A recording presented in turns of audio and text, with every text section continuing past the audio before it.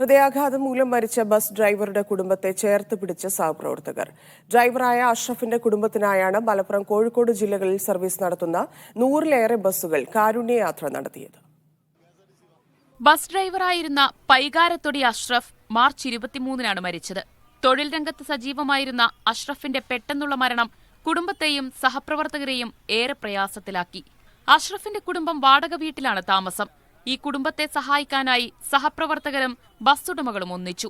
നാട്ടുകാരും ജനപ്രതിനിധികളുമെല്ലാം കാരുണ്യയാത്രയുമായി സഹകരിച്ചു. ബാബുവിന്റെ മക്കൾക്കും വേണ്ടിയിട്ട് ഒരു വീട് നിർമ്മിക്കാന്നുള്ള ഒരു ഉദ്ദേശത്തോടു കൂടിയാണ് ഞങ്ങൾ ഇതിനെ ഇറങ്ങിപ്പെട്ടത്.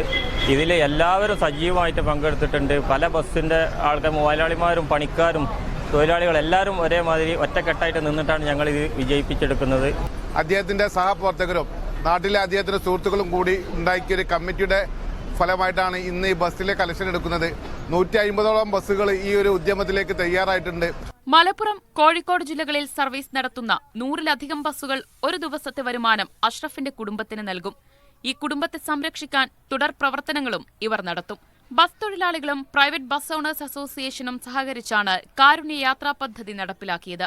മീഡിയ 1, മലപ്പുറം.